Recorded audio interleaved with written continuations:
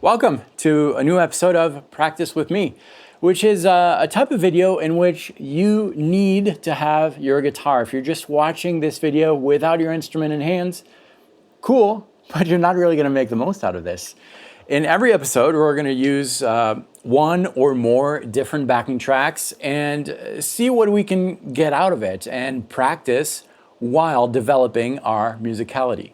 This is unscripted. We're going to have a one-on-one experience here, so make sure you have your guitar, and also you can download this backing track that we're going to use today, the charts, and all that good stuff for free. There is a link below that'll take you to a sign-up page, and I highly suggest that you do that to really make the most out of this, because that way you can pause the video and play the backing track, try the different ideas. It's free. The link is below. Sign up once and you'll get access to not only the downloads for this episode, but all the other episodes completely free. Okay, with that being said, today's backing track is a ballad. This is the backing track. We are in B minor, B Aeolian, and we're gonna think melodic. Short phrases, and I'm gonna try to work on some articulations. I'm not sure if I'm using the right term, but ideas that sound kind of guitaristic, those things that sound kind of cool. So instead of playing something like this, a phrase like that, I'm gonna play it like this. Same meaning, right? But different function. So lots of slides, and we're gonna try to repeat notes. That's gonna be the focus of our practice. Let's give it a try. So I'm gonna start simple here.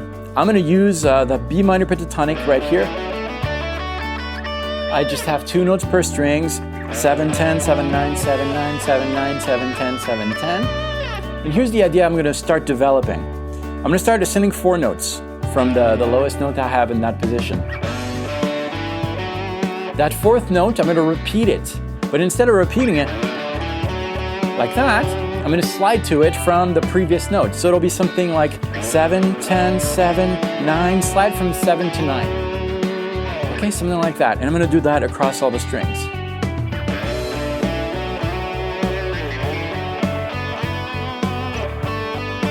Adding a little vibrato.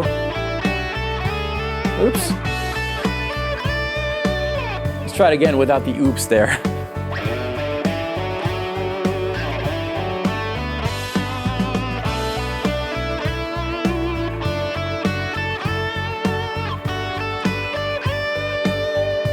Nice. What happens if I descend that? So the descending part is going to be starting on that last note that we have right here with the pinky on the 1st string, 10th fret. Okay, so here I need to do a slide to this note. Now because this note is played with the index, and this is the stuff that's going on in my mind and your mind when you're practicing, so I'm going to do a slide down. I'm going to slide from the 10th fret here with the pinky right here. So I have that repetition of note. And I'm going to do that across all the strings. Let me show you a close-up really quick. I'm descending 4 notes, and then this pinky here on the 10th fret of the 2nd string is going to do a slide down to 7 really quick. You don't even hear this note, right? It's more of an effect. And you've got to really aim for that note. So look at it, so that's your stopping point, and then across all the strings. To be honest, that slide down doesn't even have to start with the note, the previous note. It could start somewhere else, which we'll talk about in a second. But let's try that over the backing track. See what happens. And we'll add that little vibrato at the end. I'm gonna wait for the drums. Here they come. 1, 2, 3, 4.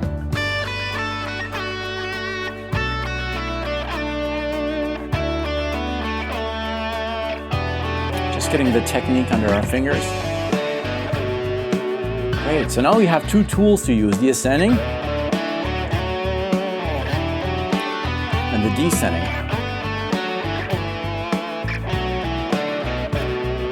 Very simple tools. I'm going to start to improvise a little bit.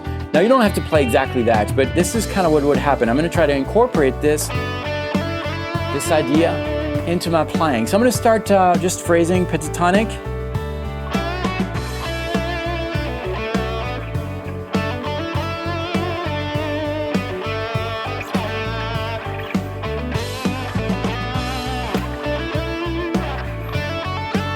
It's not exactly what I was playing, but it's got the essence. Let me show you that last idea there. And when I say, let me show you, this is not planned, but this is the kind of thing that if I was practicing something, which I am, and you are too, hopefully, and I stumble upon an idea that I find interesting, I'm going to stop and isolate it and work on it so that it becomes really part of my vocabulary. It's like a new word. You're learning a new word. When you first encounter that word, you find it interesting or it expresses an idea that you like, you're going to start using it. It's going to feel a little awkward first because, you know, those sounds are not comfortable in your mouth yet. Same exact thing here. So here's the idea that I stumbled upon and see what happens. Something along those lines. I was descending my minor pentatonic starting on the second string, 10th fret. Okay, so descending 3 notes. And right here I'm landing with the ring finger, right? On the 3rd string, 9th fret. Well, instead of playing the next note, which was 7th fret, I'm gonna go straight to the 4th string, 9th fret. So I'm doing kind of a roll here. See, my wrist is kind of like rolling like this. That's the best, smoothest way to reach that. If you did a bar, there's always a chance that you've got this resonance. I don't want that. I want every note to be unique and separated. So I've got something like this. Here's the roll. And then I'm going to descend back to this note right here, 3rd string, 7th fret, and then 3rd string, 9th fret, and that's where I'm going to do that repeat with the little slide there. So slowly.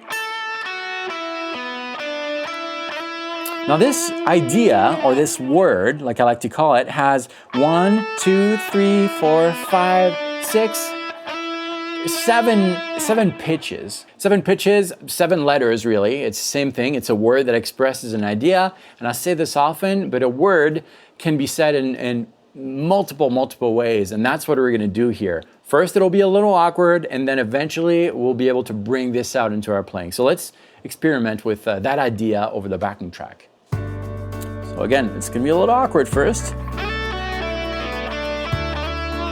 Something like that, right? I try to play it the way it was, the way it's written. Very scholar. If this is too fast, that's fine. Just you can play it that way. Once I feel confident that I know how to spell this word, that I have it under my belt, I'm going to try to use it in sentences. Just improvise.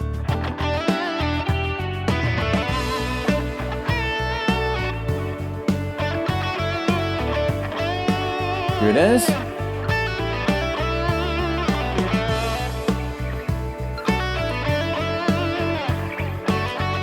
It sounds a little less awkward, right?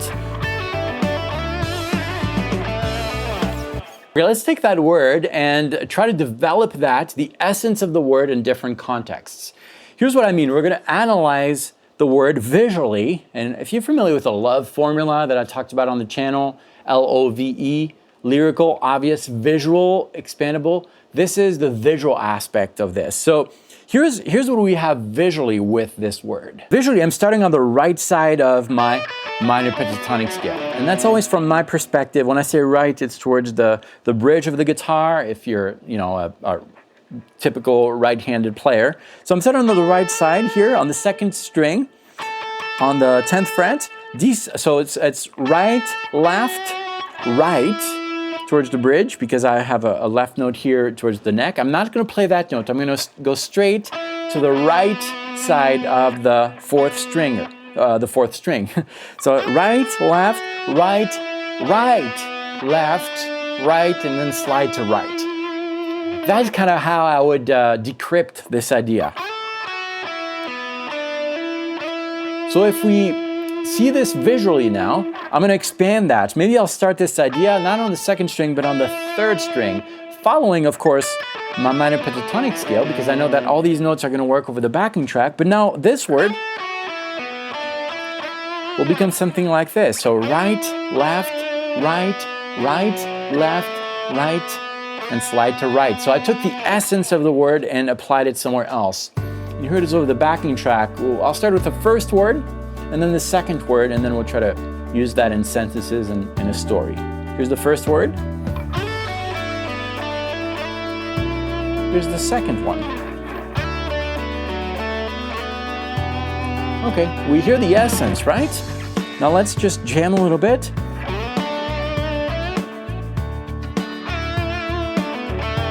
Notice really short sentences, right? I'm breathing in between. It's almost like a singer. If I run out of breaths, I'm gonna stop playing.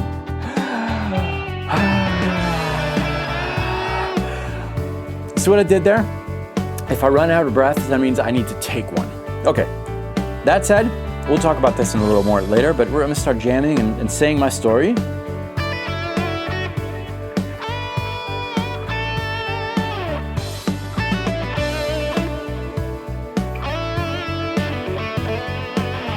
That was the word. Oh, notice that? Oh, that is cool. This repetition of note. And then something happens here too. Okay, that's another exploration in just a second. Let's start with that cool thing, or at least I thought it was cool. We're gonna take that and again, make words and develop that. I did something similar to this. Can't remember exactly what, but something like this. Repetition of notes. 2 notes, exactly the same pitch. I thought it was interesting rhythmically. So something like that over the backing track. 2 notes, right? Ba-da-ba-ba-bam. That's gonna be a word. I could develop that. And really the essence here, I think, is the double notes there. So I'll try to incorporate that in a jam. Oh, that was 3 notes.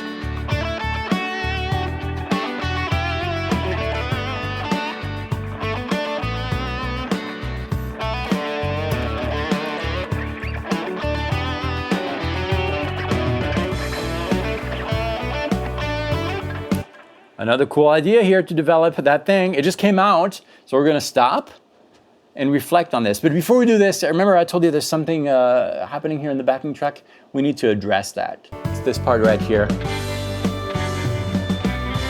Right there, that chord. Sounds a little different, right? You sense that something is happening. Typically, when you sense that something is happening, it means that something really is happening and you've got to be careful. And we saw that coming with the change of rhythm. Da, ba, da, da. The drums were announcing that the hits were announcing that new thing. Well, that new thing is a modulation, really short modulation, which just means that we're using a different scale just on that chord. And you can hear it, you can sense it. If I keep playing my B minor scale,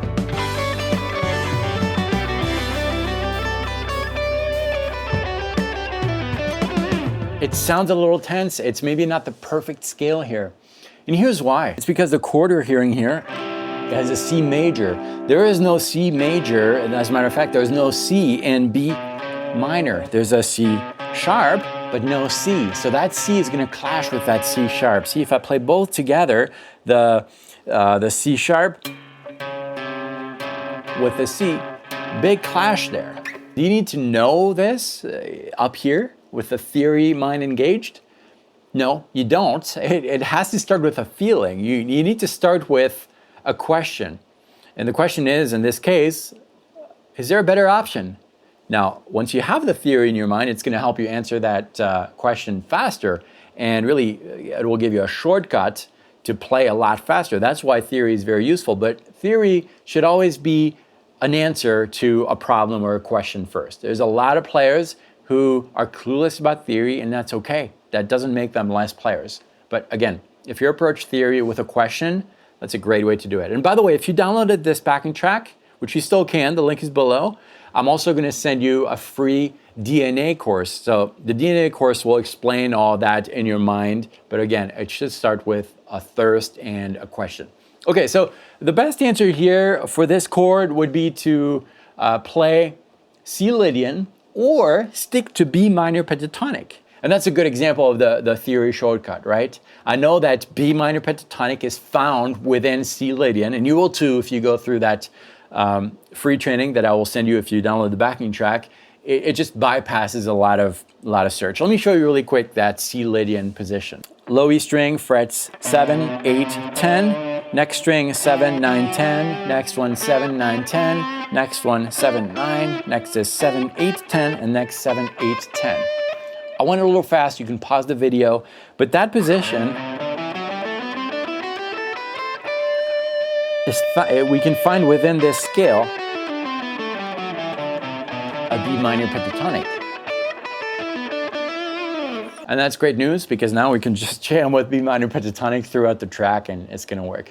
Okay, back to that improv thing where we're gonna cover, experiment a little bit with this double note and all of that stuff and the slides. Let's see what happens. Remember to breathe. Short sentences first, 3, 4-letter words. That was a 3-letter word, three note lick. Let's reverse that. I felt like adding these 2 words to that. I'm gonna do the slide thing.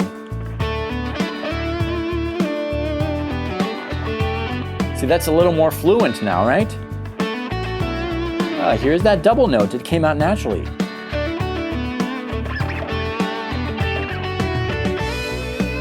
I'm going a little bit outside, and I would suggest that you try too. Maybe the next position up. Instead of just everything in that zone of the fretboard, look at the next one. And you can see that both of these positions, the first one and the second one, have a note in common, really, right? The link note.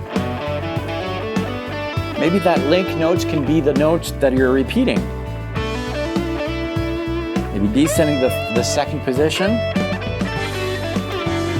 Let's try that again. That's kind of cool. I'm descending that second position, starting on the 12th fret. 12, 10, 11, 9, and then do that slide thing, sliding down to that 9. Maybe experiment with rhythm.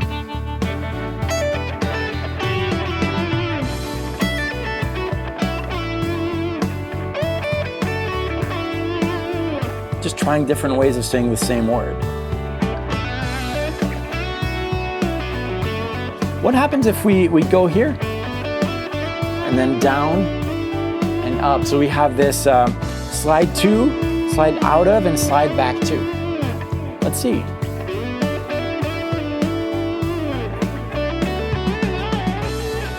Again, first it's awkward, but then it gets a little more natural. We now tried the same kind of concept, sliding 2, so a repetition of notes. So the first note is just played, ascending or descending the scale, and then sliding 2. What if we did that slide to that note from not the previous note that we played, but from way lower or way higher? I don't know. It's just a question. So something along those lines. I'll start with this lick. And then we'll slide to this from way lower. Maybe even here. So there's a lot more distance to travel, but it sounds a little different. Instead of sounding something like this, it'll be more exaggerated. It's subtle, but it's there. What if we slided to this note from above? Oh, that's cool. Getting a little more comfortable, right? The more I do it.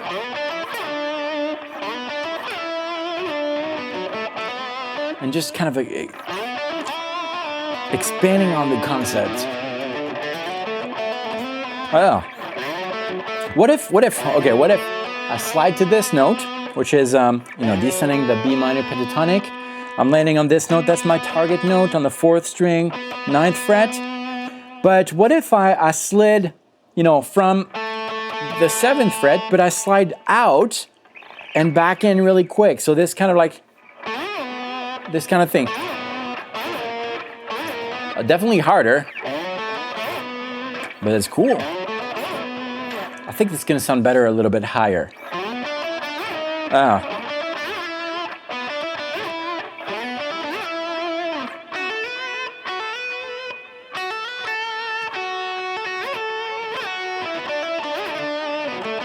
Kind of cool, right? Oh. Well, this is really the secret to developing your musicality on the instrument. This is the kind of thing that makes you sound like you, regardless of the guitar that you're using. I'm thinking guys like Jeff Beck or Clapton, or all those classic players who sound like themselves regardless of the instrument. It's because they really understood that this is just a tool, just an instrument. The true music comes from inside. Practice well with this. Remember, you can download the backing track that we used today in the charts for free. The link is below. And when you do that, I'll also be sending you the free DNA course. Please do that. It's really going to help you. It's free. Check it out. And let me know what you think about this play with me type of episode. Should we do more? Let me know. Click right here to download the backing track and the charts for this lesson. And I will also be sending you the free DNA course. If you haven't already seen it, it's really going to help. Thanks for watching this. I'll see you very soon. Practice well.